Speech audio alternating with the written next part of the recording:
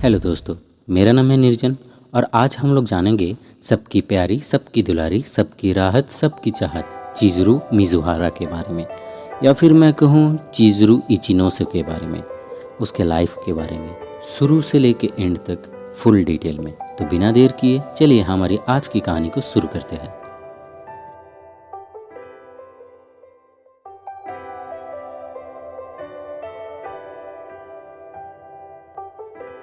चिज़ुरू का जन्म 19 अप्रैल 1998 में हुआ था, एक मिडिल क्लास फैमिली में। वो जब छोटी थी और ठीक से बोल भी नहीं पाती थी, ठीक तभी उसके पापा उसे और उसके माँ को छोड़ के कहीं चले जाते हैं। पापा के जाने के कुछ ही महीनों बाद ही माँ भी गुजर जाता है और चिज़ुरू अपने दादा दादी के पास ही बड़ी होती है। दादा कात्सुया इचिनोसे और दादी सायोरी इचिनोसे। बचपन में उसे उसके मोहल्ले के बच्चे बहुत ज़्यादा परेशान किया करते थे और चिज़ुरू हमेशा ही अपने दादा दादी के पास आके चिल्ला चिल्ला के रोती थी। वो काफ़ी सेंसिटिव थी। स्कूल में उसका कोई दोस्त भी नहीं था। वो हमेशा ही स्कूल के लड़कों से लड़ती झगड़ती रहती थी, अपने आप को प्रोटेक्ट करने के लिए। दादा दादी ही उसका सब कुछ था। उसका दादाजी हमेशा कहा करते थे कि सपने हमेशा सच होते हैं। यदि कोई अपना सपना पूरा नहीं कर पाता है तो उसका सपना उसके अगली पीढ़ी के पास चला जाता है और वो पूरा करता है वो सपना। ऐसे ही तो सपने जिंदा रहते हैं। वो और भी बोलते थे कि अगर कोई व्यक्ति श्राइन में 100 बार विजिट करे और 100 बार ही एक ही प्रार्थना बार बार करे तो उसका प्रार्थना भगवान ज़रूर सुनता है। लेकिन चिज़ुरू इन बातों को कभी भी सीरियसली नहीं लेती थी। उसका मानना था कि सारे मर्द जात स्टूपिड होते हैं, उनका दिमाग कहीं और रहता है और बिना सोचे समझे काम करते हैं। चिज़ुरू को मूवीज़ देखना बहुत पसंद था। वो हमेशा ही थिएटर्स में जाती थी, डीवीडीज भी खरीदती थी और सिनेमा के प्रति उसके दिल में एक प्यार हमेशा से ही था। बचपन में वो सुनती थी कि उसका दादी सायोरी इचिनोसे उनके ज़माने में एक एक्टर हुआ करती थी। उनका एक स्टेज नेम भी था, सायोरी वातारू। लेकिन चिज़ुरू इन बातों को कभी भी सच नहीं मानती थी। वो मानती थी कि उसका दादा दादी बचपन में बस उसे झूठी कहानियाँ सुनाया करते थे, बस और कुछ नहीं। लेकिन उसका ये भ्रम तब टूटा जब उसने एक दिन एक डीवीडी स्टोर में एक पुरानी मूवी का डीवीडी देखा। मूवी का नाम था 1000 क्रेन्स और मूवी के पोस्टर में उसका दादी का फ़ोटो था।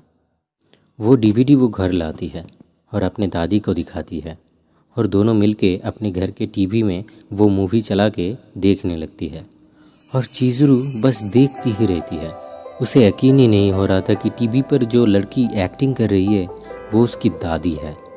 वो शॉक्ड थी और तभी उसका दादी उसे बताती है कि चिज़ुरू का नाम इस मूवी से ही रखा गया था। चिज़ुरू का मतलब होता है 1000 क्रेन्स। अब आप सोच रहे होंगे 1000 क्रेन्स का मतलब क्या है? नहीं, इस क्रेन का मतलब ए वाला क्रेन नहीं। इस क्रेन का मतलब होता है पेपर से बनी पंछी जैसी एक फोल्डिंग डिज़ाइन। अब इसके पीछे एक लंबी चौड़ी स्टोरी है, लेकिन मैं आपको शॉर्ट में समझाता हूँ। जापान के लोग मानते हैं कि अगर कोई किसी चीज़ को दिल से चाहकर अपने हाथों से ऐसे पेपर से बने 1000 क्रेन्स बनाता है तो भगवान उसका चाहत ज़रूर पूरा करता है। जापान के लोग इसे अपनों को अच्छी हेल्थ और गुड लक विश करने के लिए करते हैं और चिज़ुरू का माँ इन बातों में काफ़ी बिलीव रखती थी, तो इस वजह से ही उन्होंने अपनी बेटी का नाम चिज़ुरू रखा। और बस इस घटना के बाद से ही चिज़ुरू के दिल में एक्टिंग के प्रति एक अलग सा ही प्यार पनप चुका था। तब वो 9th ग्रेड में पढ़ती थी और एक दिन सुबह वो नाश्ता करने बैठी थी अपने दादा दादी के साथ और तभी वो अपना बात रखती है। वो बोलती है, I've made a decision. I'm going to be an actress. An actress like Grandma was. और बस ये बात सुन के उसका ग्रैंडपा तो खुशी से झूम उठते हैं। वो चिज़ुरू का कंधा पकड़ के कहते हैं, दैट्स माई गर्ल चिज़ुरू। अगर तुम ऐसे ही अपने लक्ष्य को याद करके मेहनत करो ना तो तुम एक दिन ज़रूर एक एक्टर बनोगी। That's my promise. और तब मैं तुम्हें एक बड़े पर्दे पे देखूंगा, एक व्यूअर्स बन के। और बस ऐसे ही चिज़ुरू एक्टिंग की दुनिया में पहला कदम रखती है। वो स्कूल के साथ साथ ही एक्टिंग स्कूल भी ज्वाइन होती है। एक्टिंग कोर्स का खर्चा बहुत था, लेकिन फिर भी उसका दादाजी उसे फुल सपोर्ट करता था। सब कुछ अच्छा चल रहा था। चिज़ुरू फुल मेहनत कर रही थी अपने स्टडीज़ और एक्टिंग में। लेकिन एक दिन कुछ ऐसा होता है जिससे चिज़रू की दुनिया पूरी बदल जाती है। उस दिन चिज़रू स्कूल में थी कि तभी उसे उसके टीचर के द्वारा यह पता चलता है कि उसके ग्रैंडपा के साथ एक एक्सीडेंट हुआ है। बात बहुत सीरियस है, इसलिए उसे तुरंत स्कूल छोड़ के हॉस्पिटल में जाना पड़ेगा। ये सुन के चिज़रू के पैरों तले जैसे ज़मीन खिसक गई थी। वो दौड़ती हुई जाती है हॉस्पिटल में और जाके वो देखती है ग्रैंडमा सायोरी ऑपरेशन रूम के बाहर बैठ के रो रही थी। चिज़रू उससे पूछती है, ग्रैंडपा कैसा है अब? वो ठीक तो हो जाएंगे ना? दादी रोती हुई बोलती है, अभी कुछ कह नहीं सकते। और ये बात सुन के चिज़रू रो सकती थी, सारा आंस छोड़ के अपने ग्रैंडपा को गुड बाय कह सकती थी। लेकिन वो ऐसी लड़की नहीं थी।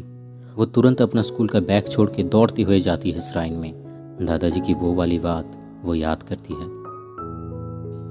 अगर कोई व्यक्ति श्राइन में 100 बार विजिट करे और 100 बार ही एक ही प्रार्थना बार बार करे तो उसका प्रार्थना भगवान ज़रूर सुनता है। वो अपना जूता खोल के नंगे पैरों में ही दौड़ती हुई श्राइन का सीढ़ी चढ़ती है और ऊपर जाके वो भगवान से बस एक ही प्रार्थना करता है, मेरे दादाजी को ठीक कर दो, मेरे दादाजी को ठीक कर दो, मेरे दादाजी को ठीक कर दो। उसके बाद वो फिर से नीचे आती है और फिर से वो ऊपर जाती है और फिर से वही प्रार्थना करती है, मेरे दादाजी को ठीक कर दो, मेरे दादाजी को ठीक कर दो, मेरे दादाजी को ठीक। ऐसे ही वो बार बार 100 बार करती है। उसके पैरों में अब छाले पड़ चुके थे। दादाजी को ठीक कर दो। उसके बाद वो दौड़ती हुई जाती है हॉस्पिटल में। ऑपरेशन तब खत्म हो चुका था और डॉक्टर ने ये साफ साफ बोल दिया था कि उसके दादाजी के सर पे बहुत ज़्यादा चोट आई है। बहुत ज़्यादा ब्रेन डैमेज होने की वजह से बचना नामुमकिन है अब।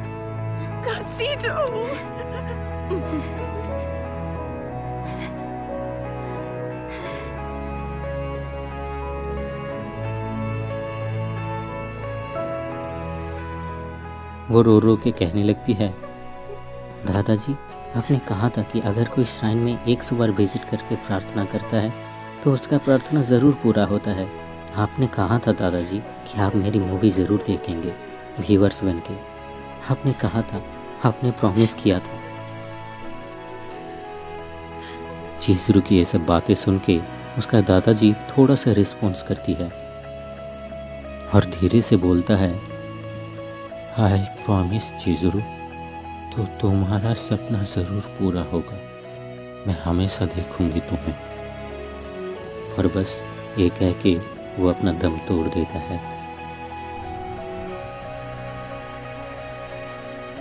और चिज़रू के लाइफ का नया चैप्टर शुरू होता है।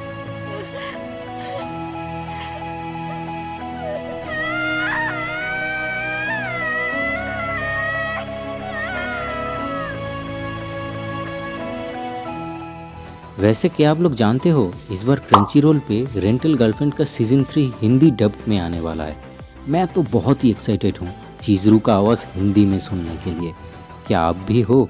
और वैसे क्या आपके पास क्रंची रोल का सब्सक्रिप्शन है? अगर नहीं है तो वीडियो का डिस्क्रिप्शन बॉक्स और कमेंट बॉक्स चेक करो, सरप्राइज़ है आपके लिए। Till then, sayonara.